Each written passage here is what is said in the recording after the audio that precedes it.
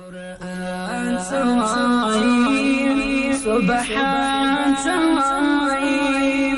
دا کلام الہی دا بیان سوائی قرآن سوائی سبحان سوائی د ژوند لار زمنګ د نن ورځې د خپرونې موضوع بیا هم د آخرت ویره.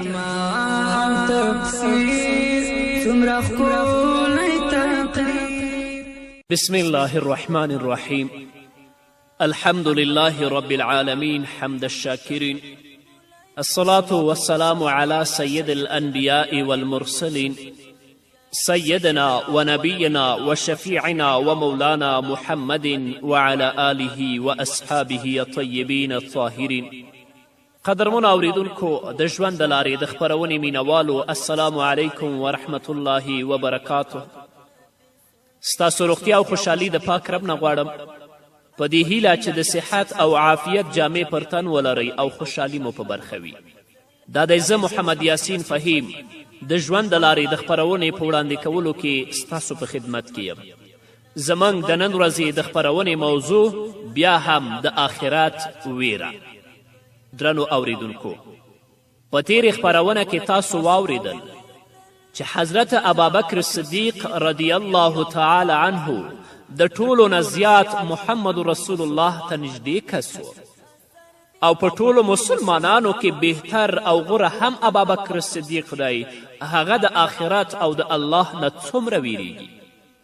نو هغه چې رسول الله ته نږدې کس دی، په ټولو مسلمانانو کې غوره او بهتره کس دی، هغه چې د آخرت نه او د الله د حساب او کتاب نه ویریږي، موتا به ولې نه ویریږي؟ بله واقعه د ابابکر صدیق رضی الله تعالی عنه علامه ابن حجر په فتح الباری کې ذکر کړی. هغه لیکي چې د حضرت ابابکر صدیق رضی الله تعالی عنه او د حضرت ربیعه بن کعب سلمی رضی الله تعالی عنه ترمنځ د یوې ځمکې په سر شخړه وشوه. د حضرت ابابکر صدیق رضی الله تعالی عنه له خولې څخه ربیعه بن کعب ته سخته خبره ووتله. وروسته د ابابکر صدیق فکر شو، نو ویې فرمایل ربیعه ته هم ماته یوه سخته خبره وکړه، خو ربیعه دې خبرې ته نه حاضرېده چې ابابکر ته سخته خبره وکړي. ابابکر صدیق رضی الله تعالی عنه ورته وویل زه به رسول الله صلی الله علیه وسلم ته ستا شکایت وکړم. مطلب یې دا و چې ربیعه په یو ډول له ده څخه بدل واخلي. بیا هم ربیعه نه دا چې بدل یې وانخیست، بلکې له ځمکې څخه یې هم لاس واخیست. حضرت ابابکر صدیق رضی الله تعالی عنه د محمد رسول الله صلی الله علیه وسلم په لور روان شو. حضرت ربیعه رضی الله تعالی عنه ورپسې شو. د حضرت ربیعه رضی الله تعالی عنه د قبیلې خلک د حضرت ربیعه رضی الله تعالی عنه دفاع ته تیار شول، او ویې ویل څومره ښه سخته خبره هم ابابکر کړې، او بیا ځي رسول الله صلی الله علیه وسلم ته شکایت هم کوي. ربیعه رضی الله تعالی عنه خپل قوم ته وویلې تاسو چوپ شئ، تاسو پوهیږئ چې حضرت ابابکر صدیق د محمد رسول الله د غار ملګری دی. که هغه تاسې ولیدلی نو غصه به شي، او که چیرې دی رسول الله په قهر ولیده نو محمد رسول الله به هم غصه شي، او د دې دواړو په غصې سره به الله رب العزت هم غصه شي. چې کله الله غصه شه نو ربیعه به تباه شي. حضرت ابابکر صدیق رضی الله تعالی عنه د محمد رسول الله حضور ته حاضر شو. ټوله واقعه بیان کړه. حضرت ربیعه رضی الله تعالی عنه هم خپل گزارش محمد رسول الله ته وړاندې کړ. محمد رسول الله صلی الله علیه وسلم د ربیعه کردار وستایه، او وی فرمایل ای ربیعه تا ډیر ښه وکړل چې ابابکر صدیق ته دې هغه خبره بیرته ونه کړه. ته دومره ووایه چې ابوبکره الله رب العزت دې ستا غلطي درته وبخي. ربیعه په دې خبرې عمل وکړه، په ابوبکر باندې دومره تاثیر وشه چې له سترګو یې اوښکې روانه شولې او په چیغو چیغو یې وژړل. ګورئ د ابوبکر شان ته درنو اوریدونکو، محمد رسول الله ته له ټولو نږدې کس دی. دا هغه کس دی چې محمد رسول الله ورته اعلان کوي چې الله ستا نه راضي دی او ته جنتي یې. خو بیا هم یوه خبره یې سخته د خولې نه وتلې، الله نه څومره ویریږي، د آخرت نه څومره ویریږي چې د دې بدله مانه الله رب العزت په آخرت کې وانخلي. زما او ستا حال به د آخرت په ورځ د الله په حضور کې څه وي؟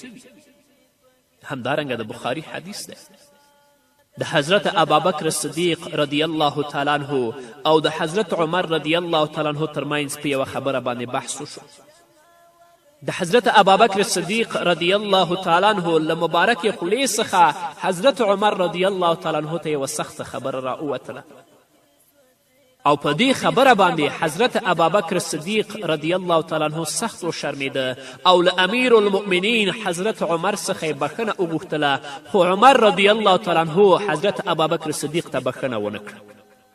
چې کله عمر رضی الله تعالی عنه ورته بخښنه ونه کړه نو ابابکر صدیق رضی الله تعالی عنه وویرېده او د محمد رسول الله حضور ته ورغی. ټوله پیښه رسول الله صلی الله علیه وسلم ته بیان کړه. رسول اکرم صلی الله علیه وسلم د حضرت ابابکر صدیق رضی الله تعالی عنه د تسلی په خاطر 3 ځلې وفرمیل ابوبکره الله جل جلاله دې تا وبخي، ابوبکره الله جل جلاله دې تا وبخي، ابوبکره الله جل جلاله دې تا وبخي. کله چې رسول الله دا خبرې وکړې نو هلته د عمر رضی الله تعالی عنه غصه هم کېناسته، نو په خپل انکار باندې پښیمانه و چې ولې مې ابابکر ته بخښنه ونه کړه. نو حضرت عمر رضی الله تعالی عنه لومړی د ابابکر صدیق رضی الله تعالی عنه کور ته ورغی، هلته یې پیدا نه کړ. همداسې په لټولو سره د رسول الله صلی الله علیه وسلم په خدمت کې حاضر شو.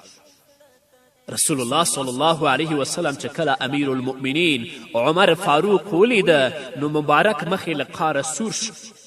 چې تا ولې ابابکر ته بخښنه نه ده کړې.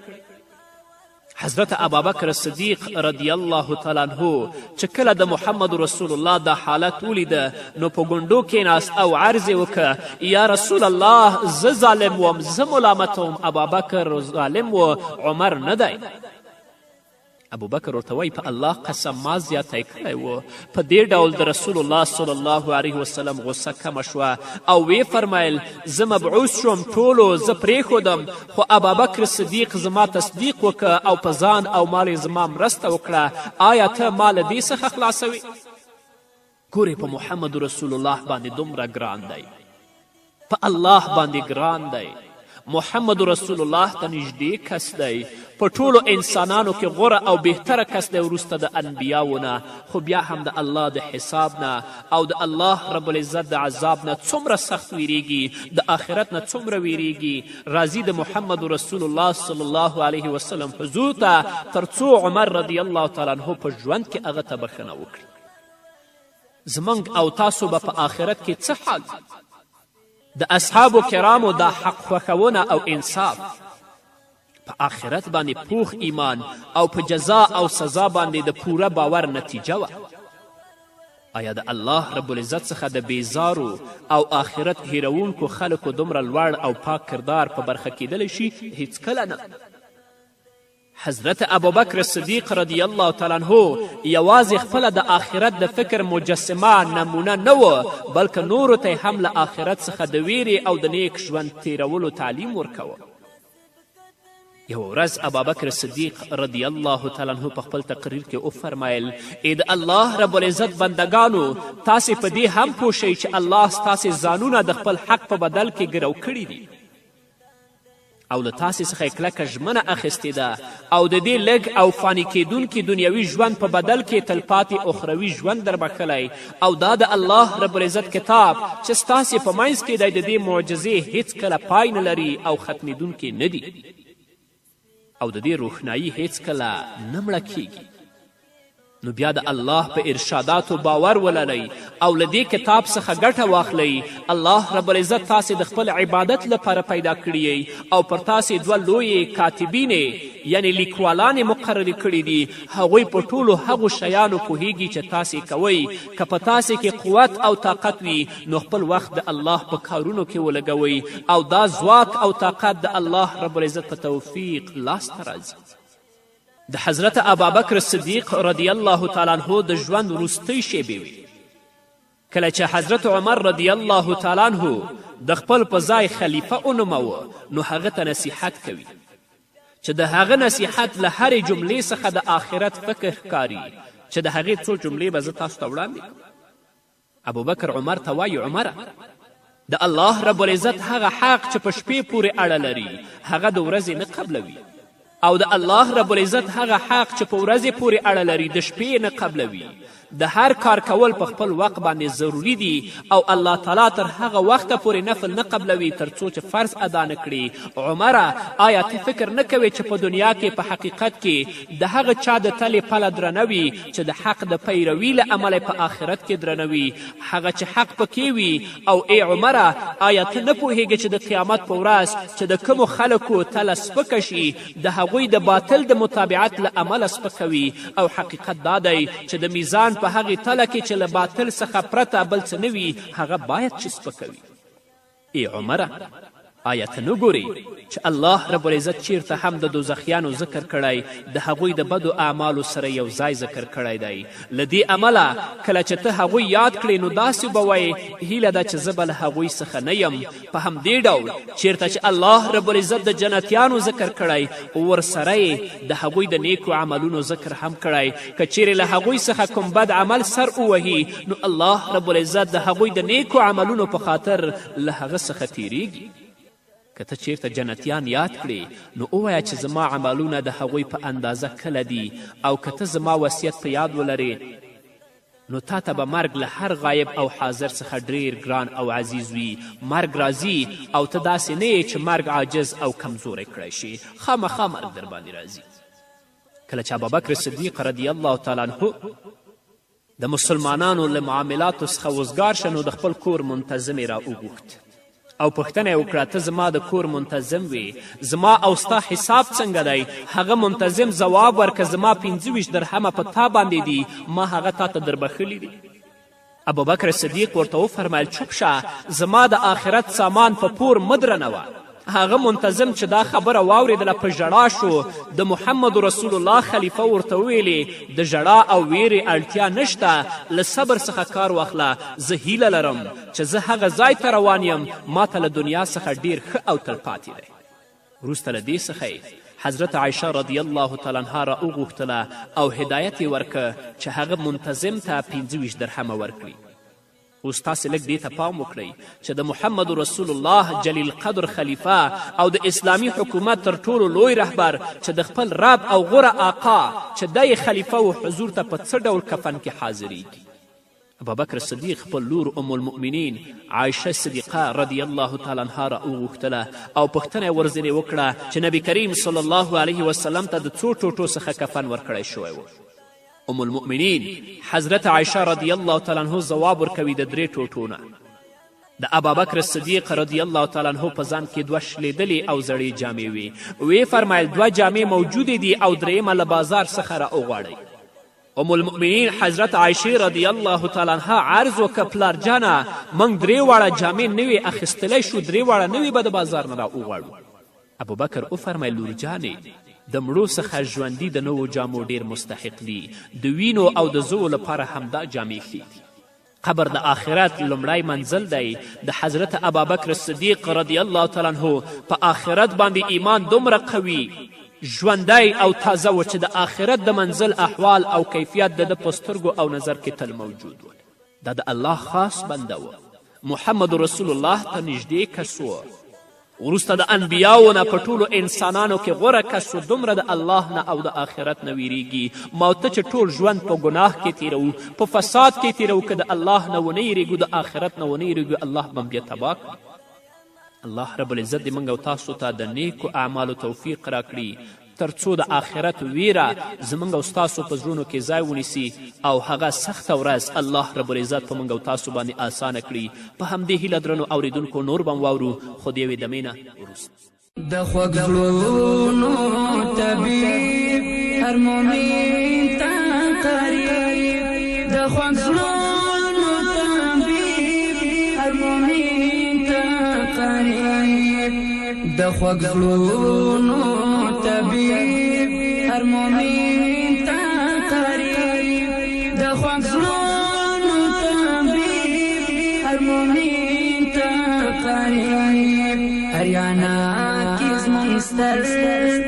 ارمان سوای اریانا کې زموږ ستر ارمان سوای د کلام الهی د بیان سوای قرآن سوای سبحان سوای د کلام الهی د بیان سوای. درنو اوریدونکو بیا هم زموږ سلامونه ومنئ. اوس تاسو ګورئ چې د اسلام دویم خلیفه امیر المؤمنین سیدنا حضرت عمر فاروق رضی الله تعالی عنه د الله نه او د آخرت نه څومره ویریږي. حضرت عمر فاروق رضی الله تعالی عنه د محمد رسول الله دوهم خلیفه و. له ابوبکر صدیق رضی الله تعالی عنه څخه وروسته دته د رسول الله صلی الله علیه وسلم په حضور کې خصوصي امتیاز او نږدېوالی حاصل و. حضرت عمر له اسلام څخه مخکې هم د مکې د قریشو په منځ کې د لوی حیثیت خاوند و. په اسلام کې د ده داخلیدل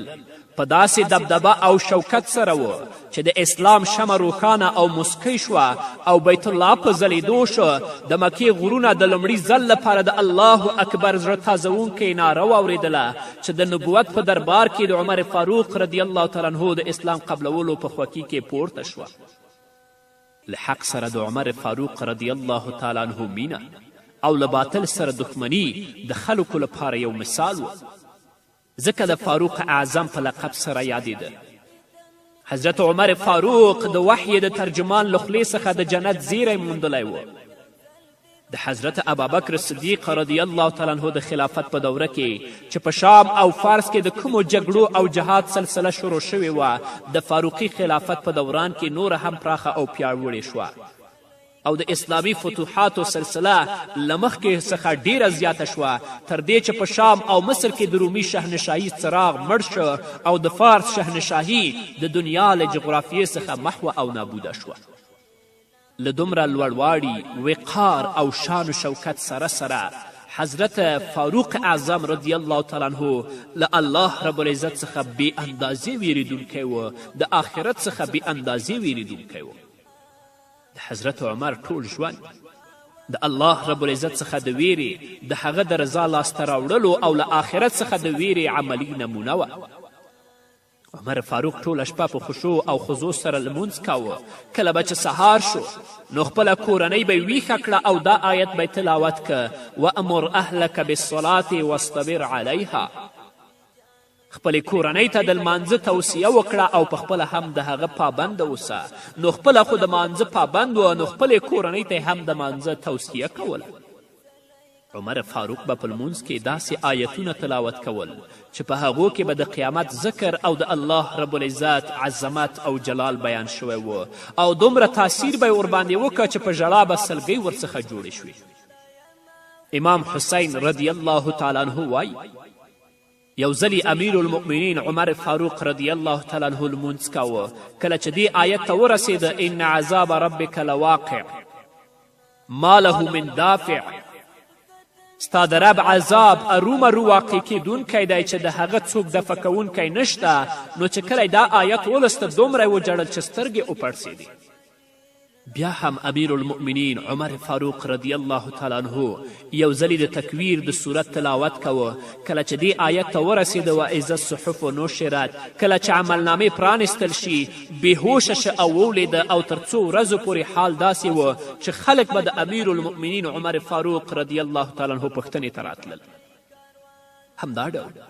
یو ځل امیر المؤمنین رضی الله تعالی عنه دا آیت تلاوت که واذا القوا منها مکانا ضیقا مقرنین دعوا هنالک ثبورا. کله چې دوی لاسونه او پښې تړلي په هغه کې یو تنګ ځای ته ورننویستل شي نو د خپل مرګ غوښتنه به وکړي. خو مرګ به هلته نه وي. کله چې دا آیت تلاوت که نو دومره خشوع او خضوع ورباندې غالبه شوه که چیرې کوم سړي چې د امیر المؤمنین حال ورته معلوم نه وای دا یې لیدلی وای نو داسې فکر به یې کړی چې اوس روح وځي او مړ کیږي.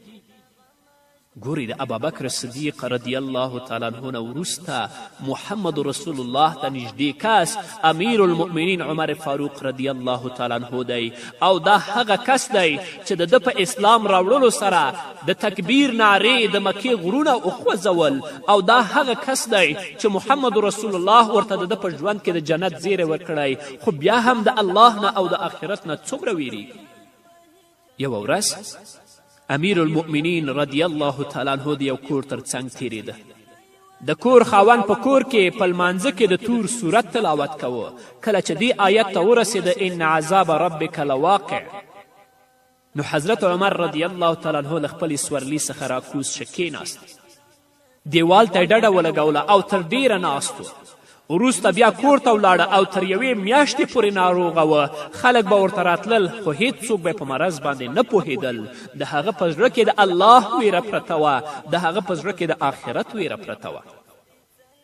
یو ځل امیر المؤمنین عمر فاروق رضی الله تعالی عنه یو صحابي ته وویل آیا ته دا خوښوې چې موږ له محمد رسول الله سره ایمان راوړ، هجرت مو وکړه، جهاد مو وکړه او نور ډیر نیک عملونه مو وکړل او د دې په بدل کې موږ یوازې له دوزخ څخه وژغورل شو او ثواب او عذاب مو سره مساوي شي؟ هغه صحابي ویل په الله جل علا شانه قسم چې نه خوښوم، دا خبره نه خوښوم. موږ د پیغمبر علیه الصلاة وسلام څخه وروسته هم جهاد وکړه، روژه مو ونیوله، لمونځ مو وکړه، نور ډیر نیک کارونه مو وکړل او ډیرو کسانو زموږ په لاس ایمان راوړه. موږ له دغو عملونو څخه لوی لوی امیدونه لرو.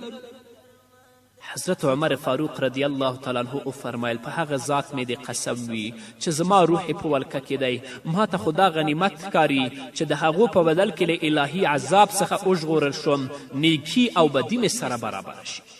ګورئ دومره لوی شخصیت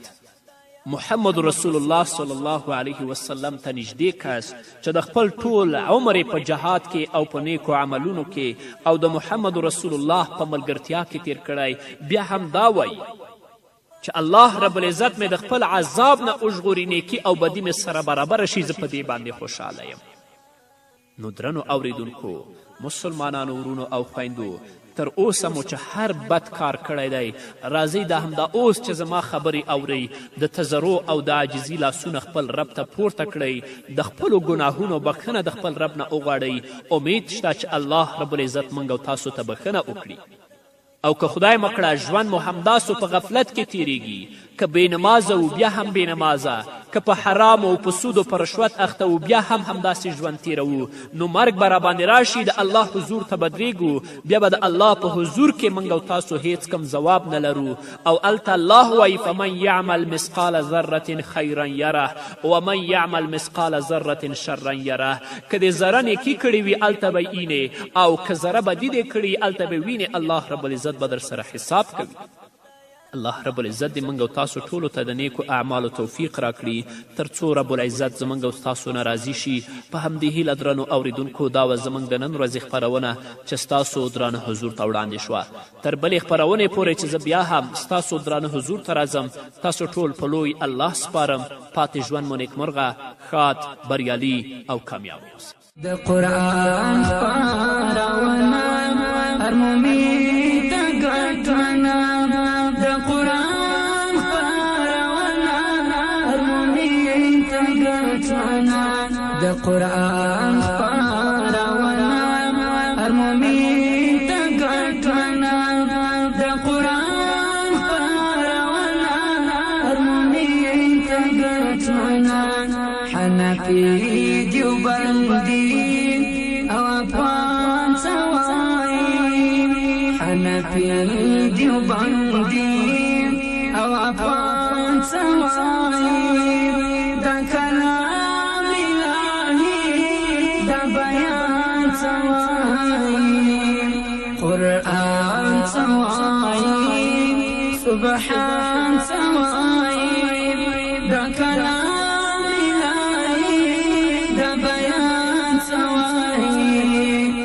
کړم دعا رحمه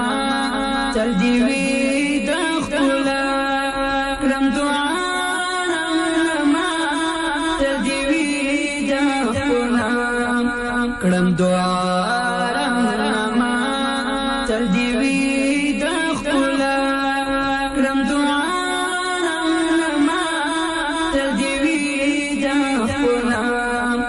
د توحید سلام ستوري او جانان سوای د توحید سلام ستوري او جانان سوای د کلام الهی